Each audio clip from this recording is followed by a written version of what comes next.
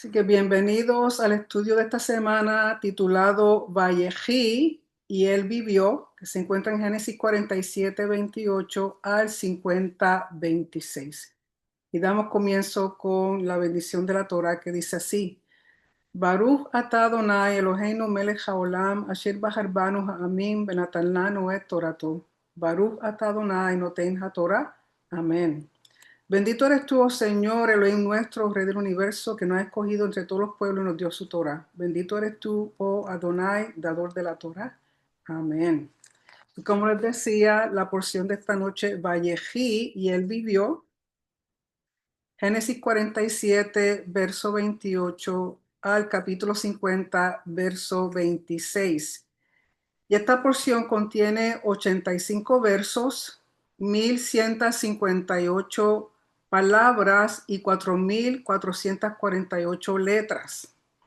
Y no tiene mandamientos.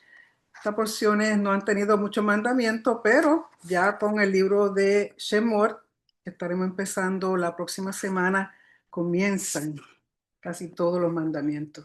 Así que recuerden que la vez pasada nos quedamos en que Jacob bajó a Egipto con toda su familia por mandato de Joseph. Ya sabe que Joseph vive y que es el que está segundo en comando después de Faraón.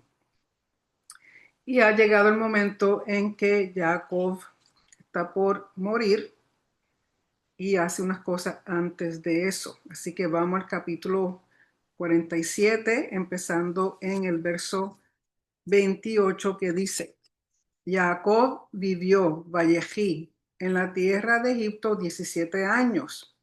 Y aquí el comentario dice que el número 17 es la gematria de la palabra Tov, y eso yo lo he dicho en otras ocasiones, y que Tov en el entendimiento hebreo significa que no falta nada, que todo está completo, que todo está conforme para poder llevar a cabo el rol, la función y el propósito de Jacob en este tiempo.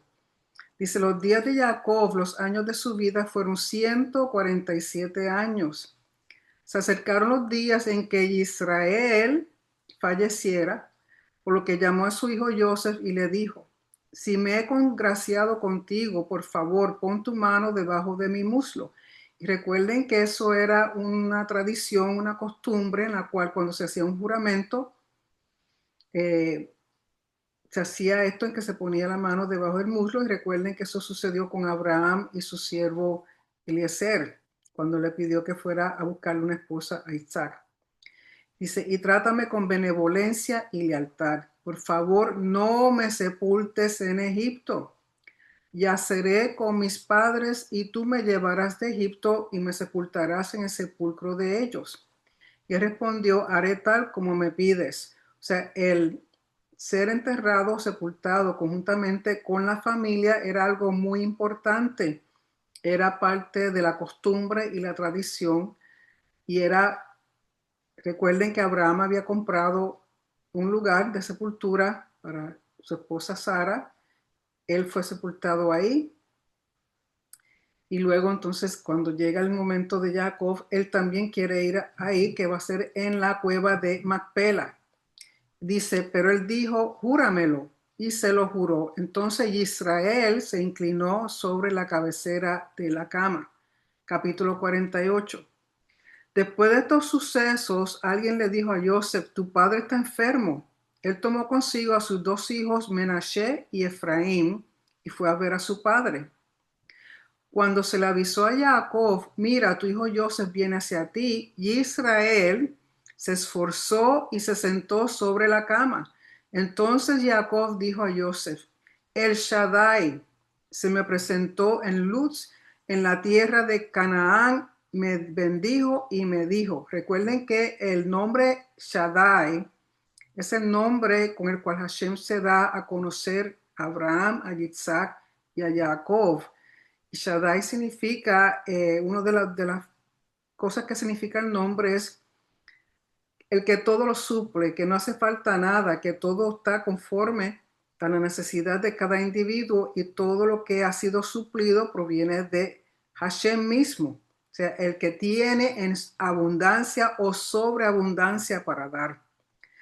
Verso 4, y me dijo, te haré prolífico, te multiplicaré y te constituiré en congregación de pueblos. Daré esta tierra a tu descendencia como posesión eterna. Ahora tus dos hijos, Efraín y Menashe, que nacieron en Egipto antes de que yo viniese hacia ti, a Egipto serán considerados míos, tal como son míos Rubén y Simón.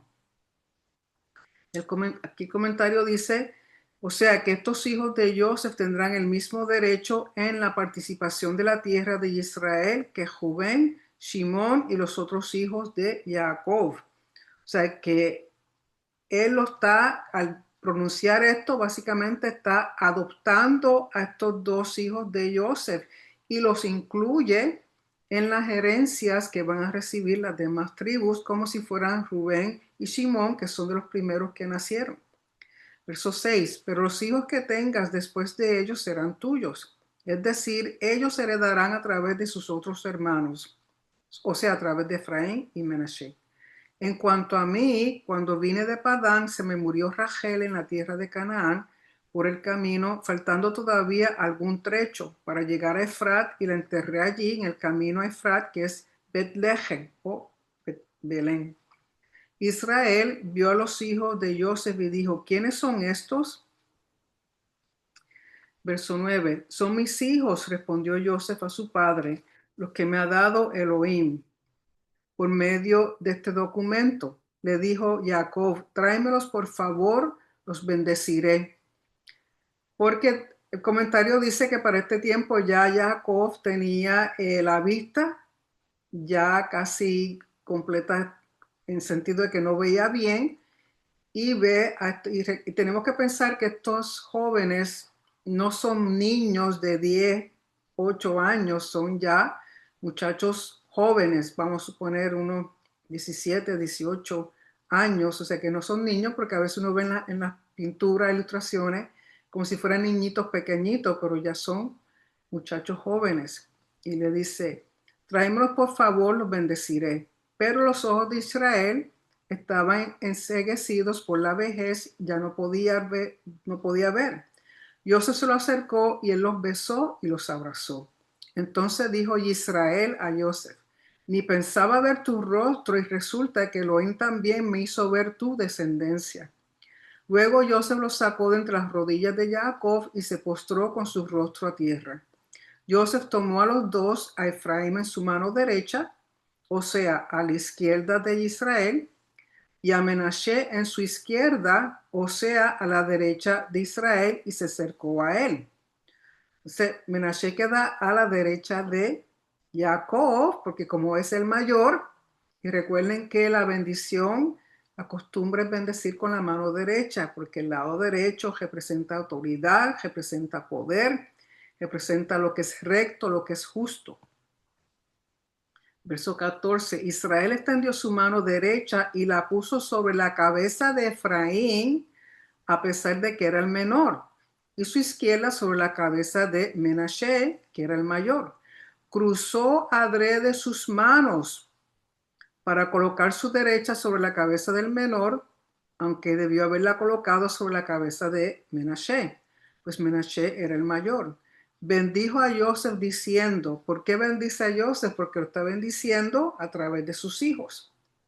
Bendijo a Joseph diciendo, el Elohim ante quien caminaron mis padres Abraham e Isaac, el Elohim que me guía desde que existo hasta el día de hoy, el mensajero que me rescató de todo mal, bendiga a los muchachos, y mi nombre y el nombre de mis padres Abraham e Isaac sea invocado en ellos, y que proliferen como peces en la tierra. O sea, aquí lo traducen literalmente porque en el hebreo el término que utiliza Jacob es un término parecido al término que se refiere a peces y por lo tanto que dice y que proliferen como peces en la tierra, que en hebreo para expresar que se multipliquen el versículo emplea un verbo relacionado con la voz peces, significando que se multipliquen mucho como los peces en el mar.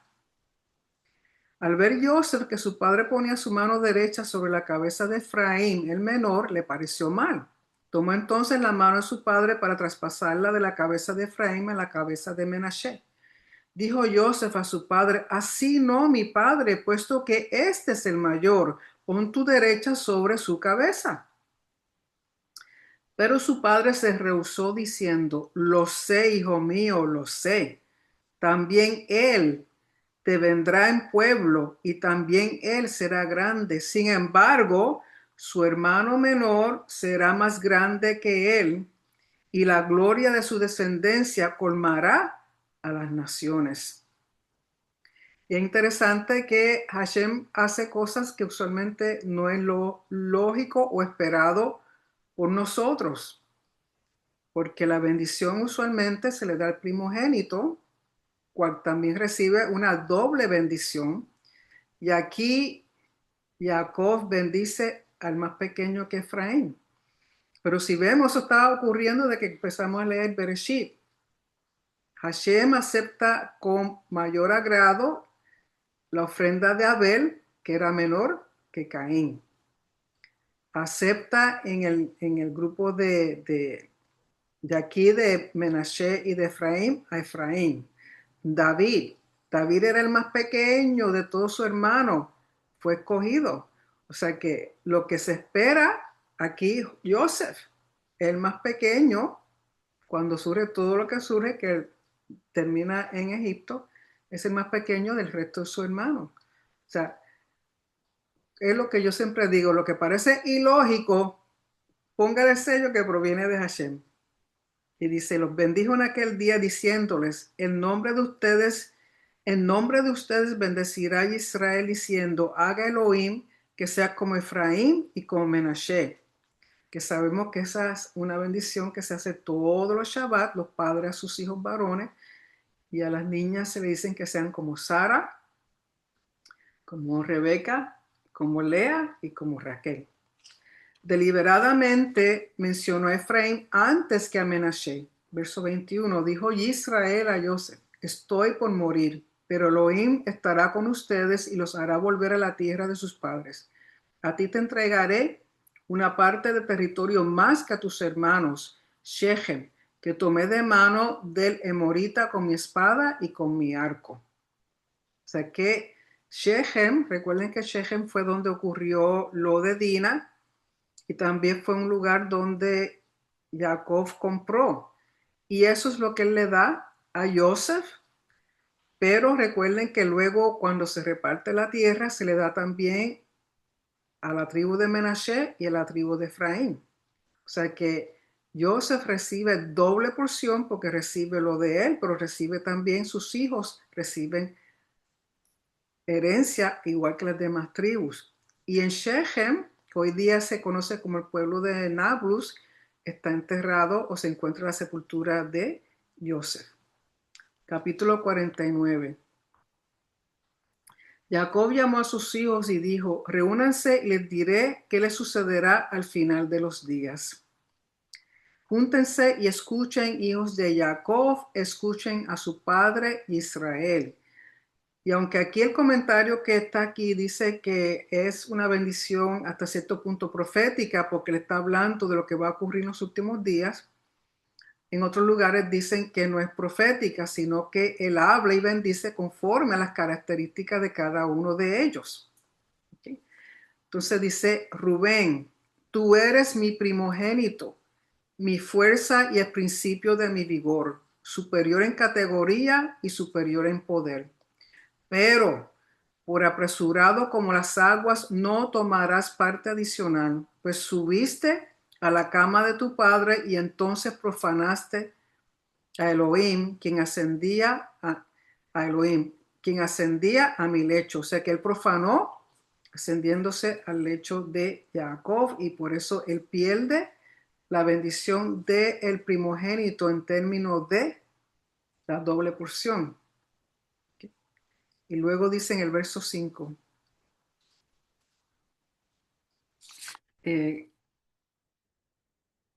dice, Simón y Leví son camaradas, instrumentos de violencia son sus armas, porque recuerden que entre los dos, ellos tomaron venganza de lo que Shechem, el muchacho Shechem, del pueblo de Shechem, hizo con Dina.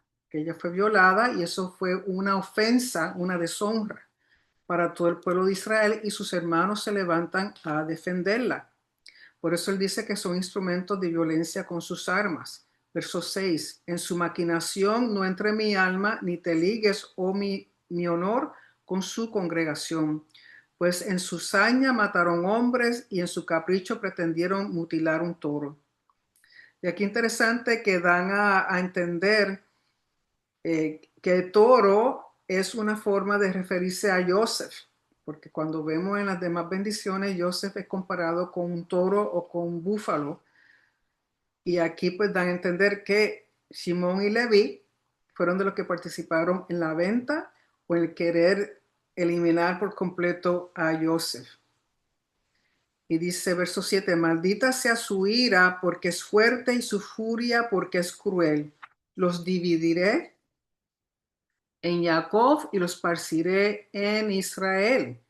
Y eso se lleva a cabo porque eventualmente Shimón o Simeón se asienta entre la tribu de Yehudá, más o menos como que queda absorbido entre Yehudá. Por lo tanto, su terreno es muy pequeño porque si ustedes recuerdan, cuando vamos a la porción en Éxodo que ocurre lo de Cosbi y lo de Zimri, que se ponen a ofrendarle a los dioses de los madianitas con las mujeres madianitas que vienen y que quien se unió más a ellos fue la tribu de Shimón y mueren muchos de ellos, por lo tanto ellos quedaron como un grupo muy pequeño, entonces eventualmente quedan asentados entre lo que le pertenecía a Yehudá. Y en términos de Leví, que son los que participan en el servicio del Mishkan y luego del templo, ellos no reciben herencia como tal, sino que están esparcidos entre todas las tribus, porque todas las tribus tenían que designarle ciudades levíticas, ciudades de refugio. Por lo tanto, ellos están entre todas las tribus, como le dijo Jacob.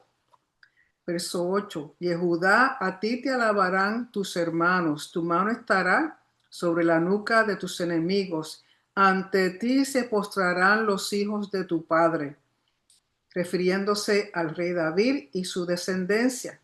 Y se van un momentito, por favor, porque dice, cachorro de león es Yehudá, de presa, hijo mío, remontaste. Se agazapó, descansó como león. Y cual temeroso león, ¿quién lo levantará? Y sabemos que uno de los nombres que se le da al Mashiach es el león de Judá. Si van, por favor, al libro de Revelación, capítulo 5, verso 5. En el libro de Revelación, capítulo 5, verso 5, dice, y uno de los ancianos me dijo, no llores más. He aquí que el león de la tribu de Judá, la raíz de David, ha vencido para abrir el libro y desatar sus 7 sellos.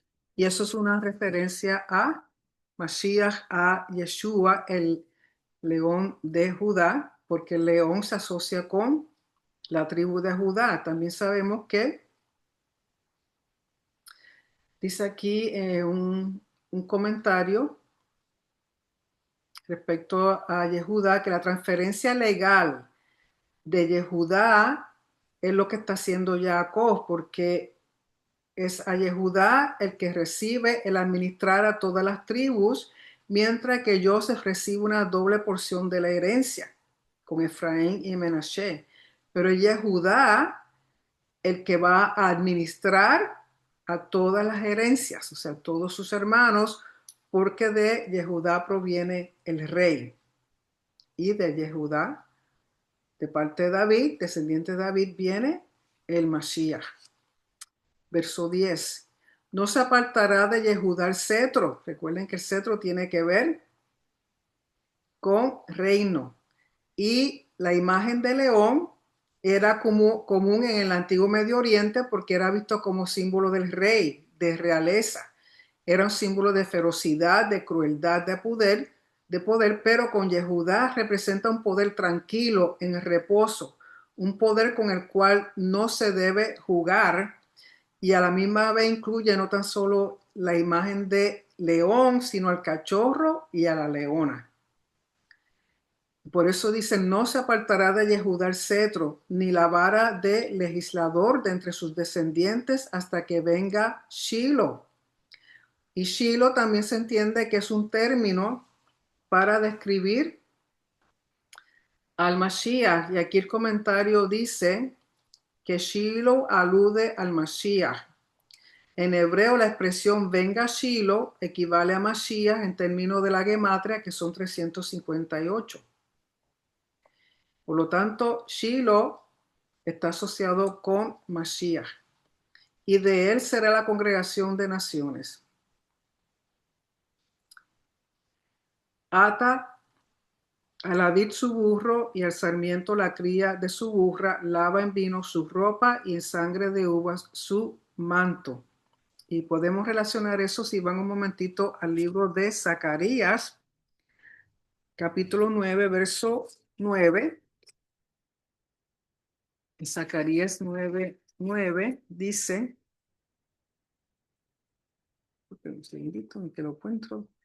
Zacarías 9:9 dice, alégrate mucho, hija de Sión, da voces de júbilo, hija de Jerusalén, he aquí que tu rey viene a ti, justo y victorioso, humilde, y cabalgando sobre un asno, sobre un pollino, hijo de asna.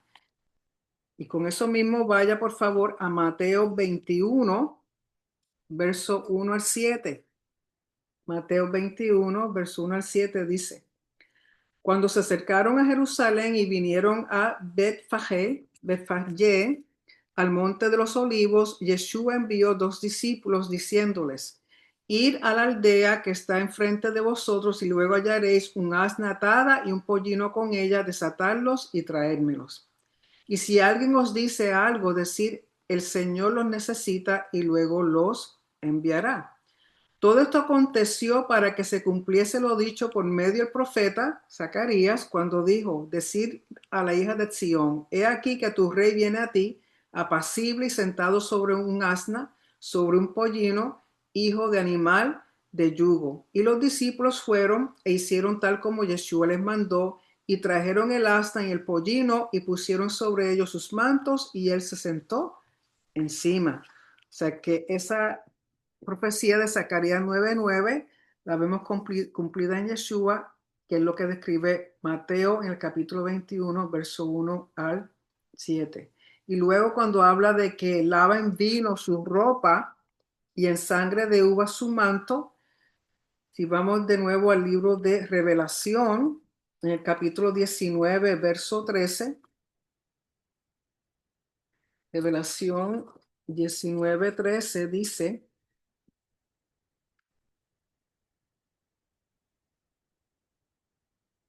hablando del Mashiach, de Yeshua, está vestido de una ropa teñida en sangre y su nombre es el verbo de Elohim. ¿Y por qué habla de? Porque en algunos sitios el vino representa sangre. Dice en el verso 12, sus ojos estarán enrojecidos por el vino y sus dientes blancos por la leche. De nuevo, el vino que está asociado con lo que va a ocurrir en términos de guerra, de venganza, pero también el vino tiene que ver con alegría, con gozo, y que sus dientes blancos por la leche también está asociado con la bendición. Recuerden que la tierra en la cual fluye leche y miel. ¿Okay? Verso 13. Zebulón a la ribera de mares habitará y estará en puertos de navíos, su frontera estará cerca de Sidón. Y dan sus características de mercaderes, y ellos estaban asociados con que eran lo que cultivaban o sacaban del mar los caracoles, con lo cual usaban las glándulas de esos caracoles para teñir el tejeler, o sea, ese azul específico que se usaba para los zitzi, que se usó también para el tabernáculo. O sea, que entonces ellos se dedicaban a eso. Verso 14, Isahar, asno de robusta osamenta, Vio un lugar de descanso que era bueno y que la tierra era placentera, inclinó su hombre para cargar, deviniendo en trabajador contratado. Entonces asocian a Isahar con que eran los que estudiaban la Torá, y Zebulón le ayudaba económicamente para que ellos pudieran estudiar Torá, o sea, que eran los que se dedicaban al estudio de la Torá.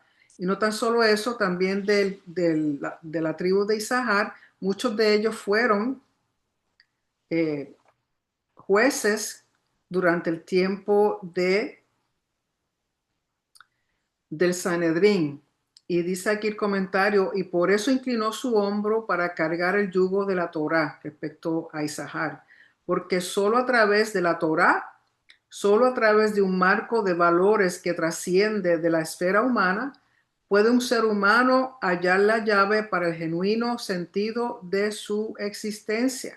Entonces hablan del yugo de la Torá. Y si relacionamos eso también con Yeshua, vayan por favor al libro de Mateo, capítulo 11. Recuerden que Yeshua habló de su yugo, del yugo que él enseña o llevaba. Mateos 11, verso 29 y 30 dice: Llevad mi yugo sobre vosotros y aprended de mí, que soy manso y humilde de corazón, y hallaréis descanso para vuestras almas, porque mi yugo es cómodo y mi carga ligera. Y de nuevo, ¿a qué se refiere? Al yugo de la Torá. Pero recuerden que la forma en que Yeshua enseñó la Torá era muy diferente, porque él lo hacía de una forma simple y le recordaba al pueblo que no es solamente el llevar a cabo los mandamientos, pero también llevarlos a cabo con amor, con gracia, con favor, con misericordia, con compasión. O sea, no utilizar la Torá como un yugo que los esclavizaba, sino como un yugo que les daba libertad, y esa libertad proviene a través del Mashiach Yeshua.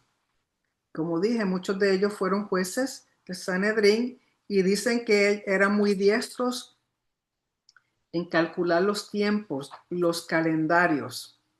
¿Okay? El verso 16, Dan vindicará a su pueblo unificado entre las tribus de Israel. Dan será serpiente en el camino, una víbora en la senda que muerde los talones del caballo, de modo que su jinete cae hacia atrás. Y recuerden que Sansón era de la tribu de Dan. Verso 18. Tu socorro espero, Hashem. Verso 19. Tropas de asalto provendrán de Gad y sus tropas volverán sobre sus huellas. Y Gad estaba asociado con milicia, con tropas. Y aunque aquí uno lo lee, tropas de asalto provendrán de Gad y sus tropas, las dos veces que usa tropas y la vez que usa el término Gad, todo está asociado. En el hebreo son términos muy parecidos y tienen que ver con eso, con milicia, que eran muy diestros en la milicia. Verso 20, de Asher, su alimento es rico, él proveerá delicias de reyes. O sea que ellos están asociados con la producción de olivos y delicias que eran tan buenas como para servir a reyes. Y Neftalí, dice, Neftalí es una sierva mensajera que reparte hermosas palabras. Y la habilidad que tenía la tribu de Neftalí, que los comparan con siervas, era porque eran ágiles y diligentes, eran muy rápidos cuando corrían. Y Joseph, ahora viene la de Joseph.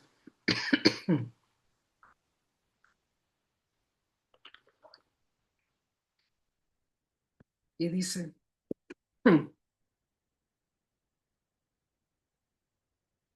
hijo de gracias, Joseph, hijo de gracias junto a una fuente. Perdone. Las chicas caminaron sobre el muro para contemplar su belleza.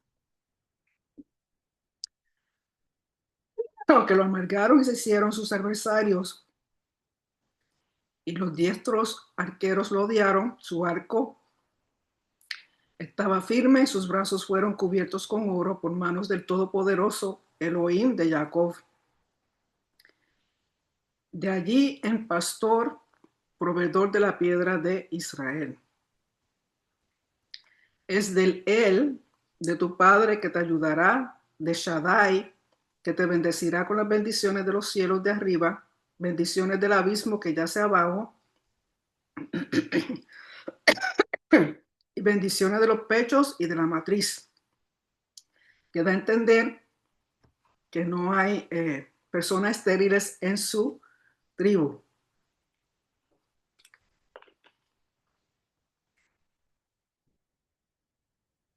Las bendiciones a tu padre superan las bendiciones a mis progenitores hasta los límites de las colinas del mundo. Que todas estas bendiciones recaigan sobre la cabeza de Joseph, sobre la cabeza del solitario entre sus hermanos. Y Benjamín es un lobo depredador. Por la mañana devorará la presa y al anochecer distribuirá los despojos. Es interesante que menciona mañana y anochecer y Benjamín. Si ustedes recuerdan que le he dicho en ocasiones anteriores que el altar del templo y casi todo el área de la sagrada, lo que es el templo y el altar, quedaban en el territorio de Benjamín. Y cuando habla mañana y anochecer, eso alude a la ofrenda tamid, que se ofrendaba por la mañana y por la tarde, que muchas veces quedaba quemándose esa ofrenda durante la noche, porque recuerden que no se hacían ofrendas de noche, solamente cuando había luz, pero la que se hacían la más tarde del día, esas pues tardaban en quemarse y por eso habla de anochecer. Y verso 28, todas estas son las tribus de Israel, 12, y esto es lo que su padre les dijo y los bendijo. A cada uno lo bendijo con su bendición apropiada. Luego les dio a sus hijos sus instrucciones finales. Estoy próximo a ser llevado con mi pueblo. Sepúltenme con mis padres en la cueva que está en el campo de Efrón el Hitita, en la cueva que está en el campo de Macpela, que está bordeando a Mamre en la tierra de Canaán, campo que había comprado Abraham al Hitita Efrón como lugar de sepultura. Allí enterraron a Abraham y a su esposa Sara, allí enterraron a Yitzhak y a su esposa Rivka, y allí enterré yo a Lea. El campo con la cueva que está en él fue adquirido a los hijos de Gad. Cuando Jacob acabó de ordenar esto a sus hijos, introdujo sus pies en la cama, expiró y se reunió con los suyos. Cuando que dice que introdujo sus pies en la cama es que básicamente se encogió muchas veces personas que están eh, ancianas, bien ancianitas y están ya en el momento en que fallecen, tienden antes de morir a encogerse como que toman de nuevo esa forma fetal antes de morir. Capítulo 50. Joseph cayó sobre el rostro de su padre, lloró sobre él y lo besó. Joseph ordenó a sus sirvientes, los médicos, que embalsamaran a su padre. Los médicos embalsamaron a Israel y el proceso duró 40 días, pues ese era el tiempo requerido para el embalsamiento. Los egipcios lo lloraron 70 días, aunque sabemos que en la ley judía no se hace uso de embalsamar, no se hace uso de hacerle ningún tipo de tratamiento al cuerpo una vez que muere, sino que al morir, dejarlo que se desintegre naturalmente en la tierra, porque ese fue el mandamiento que Hashem dio: de la tierra saliste, a la tierra volverás. Pero sabemos que en Egipto era la costumbre de embalsamar a las personas y usaban un proceso en el cual usaban un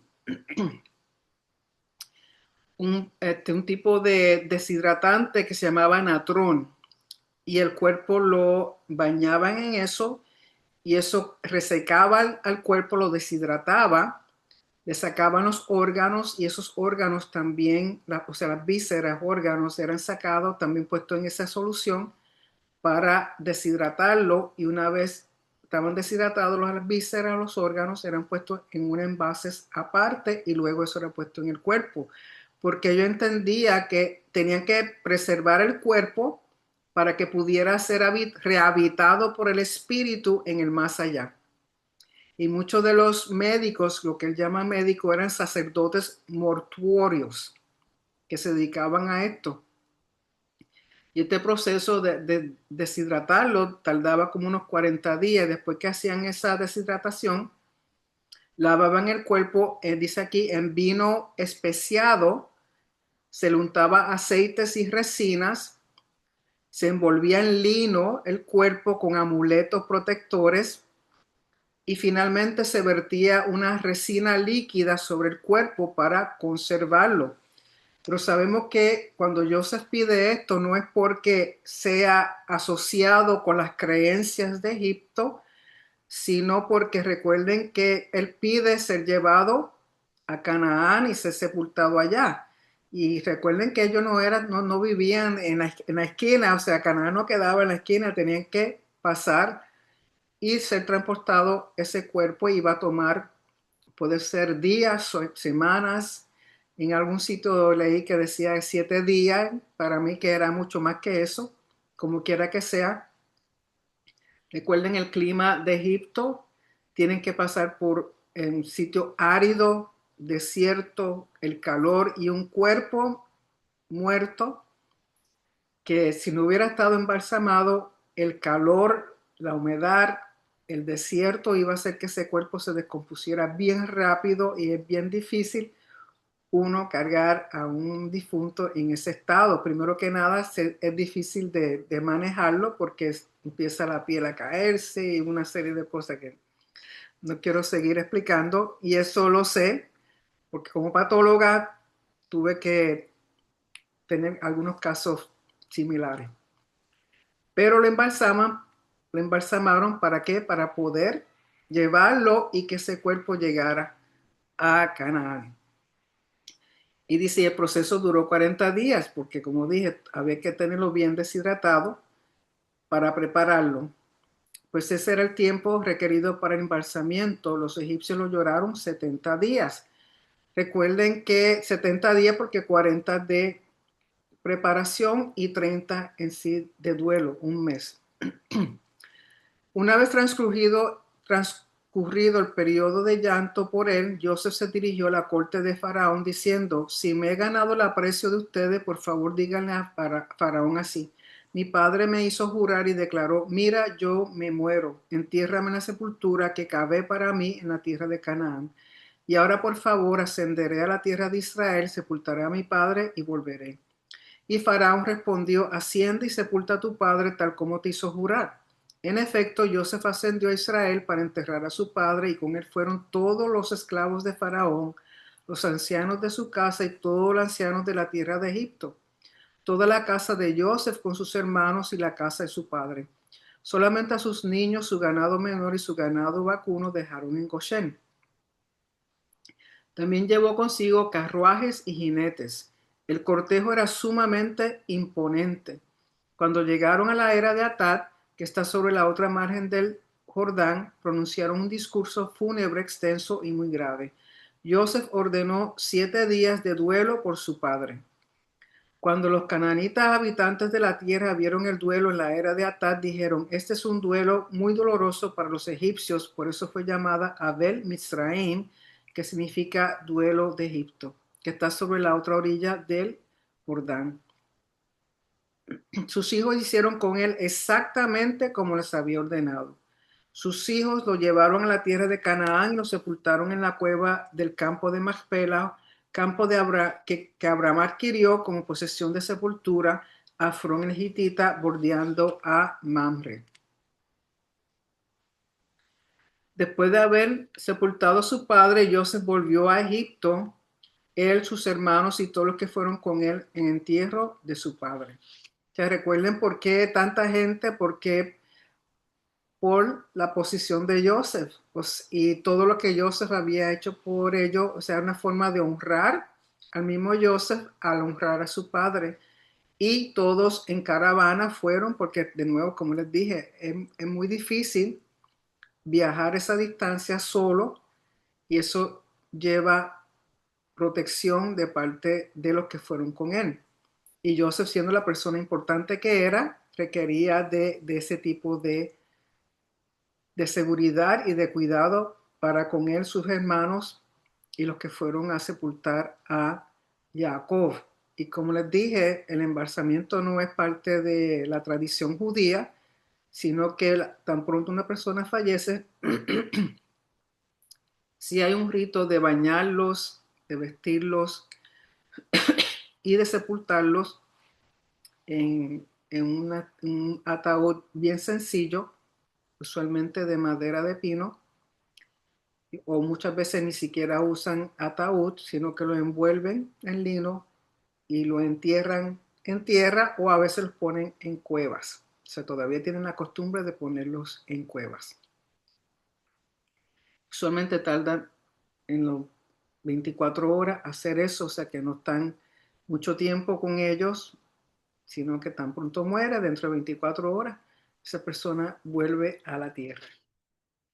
Verso 15, los hermanos de Joseph asumieron la muerte de su padre, pensaron, quizás Joseph nos guarde rencor y nos devuelva todo el mal que le provocamos. O sea, yo pensaba que como estaba todavía, mientras estuvo vivo Jacob, Joseph no iba a hacerle daño a ellos, no iba a hacer nada en contra de ellos. Entonces vienen y le dicen esto. De modo que ordenaron que le fuera dicho a Joseph así, tu padre ordenó antes de su muerte diciendo, así le dirán a Joseph, por favor, perdona el delito a tus hermanos y su transgresión al portarse mal contigo. Ahora, por favor, perdona el delito que nosotros, servidores de Elohim de tu padre, hemos cometido. Joseph lloraba mientras hablaban con él.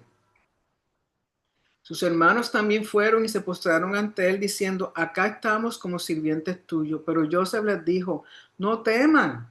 ¿Acaso estoy yo en lugar de Elohim? A pesar de que ustedes se hayan propuesto dañarme, Elohim lo propuso para bien a fin de hacer lo que hoy se ve. Preservar la vida de mucha gente, de modo que no deben temer. Yo los sostendré a ustedes y a sus familias. Los consoló hablándoles a sus corazones. Joseph vivió en Egipto, él y la casa de su padre. Joseph vivió 110 años. Joseph vio 3 generaciones descendientes de Efraín y también los hijos de Mahir, hijo de Menashe, fueron criados entre las rodillas de Joseph. O sea que Joseph los consuela y dice, aunque ya nuestro padre no esté, yo no voy a hacer nada en contra de ustedes, estén tranquilos. De nuevo, lo que ustedes hicieron, Hashem lo hizo para bien. O sea, me puso como salvador para ustedes y salvador de esta nación y de todos los que han venido a suplirse aquí. O sea, yo vine para preservar. Lo que pasó fue porque Hashem lo propuso así, a fin de hacer bien, de preservar la vida a mucha gente. Y pasó el tiempo y Joseph es el del primero de los que muere y muere a los 110 años, que conforme a el entendimiento en Egipto, 110 era la vida ideal, porque realmente los egipcios, el promedio de vida era de 40 a 50 años. Así que tenemos que Joseph tiene 110, Jacob murió de 147, Yitzhak murió de 180 y Abraham de 175. O sea que el más jovencito fue Joseph. Joseph les dijo a sus hermanos, estoy por morir. O sea, de un verso a otro ya Joseph está muriendo. Estoy por morir, pero Elohim seguro seguro les prestará especial atención. Y de nuevo, en el hebreo dan a entender, conforme a los comentarios, que lo que le dice Joseph, que aquí le dice, Elohim seguro le prestará especial atención en el hebreo es Pakad Yifkod. Pakad Yifkod, que luego en Éxodo, cuando Moisés les habla, utiliza las mismas palabras. Moisés va a decir Pakad, Pakadti, o sea, los mismos verbos en el sentido de que Eso significa una visitación especial, una visitación con gran atención a la necesidad de ello. Por lo tanto, en la forma en que se lo dice Joseph, ellos entienden que eso es una señal, porque cuando Moisés habla con ellos más adelante, que faltan bastantes porciones, utiliza los mismos verbos de que es una visitación especial. Entonces Joseph hizo jurar a los hijos de Israel y declaró: seguro Elohim les prestará especial atención de nuevo, Pacat Yifkot, y ustedes harán llevar mis huesos de aquí. Joseph murió a la edad de 110 años. Fue embalsamado y colocado en un ataúd en Egipto. De nuevo embalsamado, y sabemos que el tiempo va a pasar años en lo que el pueblo regresa a la tierra prometida, y si no está embalsamado, no había forma de que lo pudieran llevar. Por lo tanto, siendo esta ya la última porción de Bereshit, la tradición es decir, Hazak, Hazak, venir Hazek, que significa fortaleza, fortaleza, seremos fortalecidos. Así que ya hemos recorrido un libro completo, el libro de Bereshit, y recuerden que Bereshit viene siendo el libro de comienzos, es un libro fundamental que establece un patrón para el resto de la Torá. En la base, el cimiento. Si no entendemos bien lo que ocurre en el libro de Bereshit, nos va a ser más difícil entender lo que ocurre en los demás libros, porque aquí es el comienzo de todo. Comienzo de unos patrones que vamos a ver que se van a seguir repitiendo, de unos patrones en el cual son como las mismas situaciones parecidas, pero los personajes son diferentes, pero todos tienen una, un rol, una función y un propósito que llevar a cabo conforme al plan de redención que Hashem tiene para con su pueblo desde un principio, desde el Edén hasta el libro de Revelación, donde vemos el regreso de nuestro Mashiach. ¿Y qué podemos aprender de Jacob y de Joseph? Que fueron dos personas que, a pesar de, tuvieron mucho sufrimiento, muchos problemas en su vida. Hay que hacer como hizo Joseph, encontrar la bendición en la lucha, en los momentos más oscuros. Porque el reto es que podamos ser bendición, que podamos ser una luz, que podamos bendecir a otro en medio de la oscuridad y la tribulación. Porque eso es Israel. Porque miren que Israel ha pasado por situaciones desde que son Israel. Sin embargo, vemos cómo aún dentro de situaciones, de momentos de tanta oscuridad, de tanta tribulación, es un pueblo que sigue en pie, un pueblo que se regocija, un pueblo que no pierde su fe, no pierde su esperanza, un pueblo que cree, un pueblo que sigue basado y firme en el pacto y en las promesas que recibieron de sus ancestros. Por lo tanto, nosotros debiéramos aprender lo mismo, que en medio de la oscuridad, de las tribulaciones, de los problemas, de las situaciones que sean, que hayan en nuestras vidas, encontrar la bendición en medio de, que muchas veces no es fácil, porque tendemos a pensar o a preguntar por qué yo, en vez de preguntar y para qué me sirve esto, qué tengo que aprender, qué tiene que salir de mí para otras personas.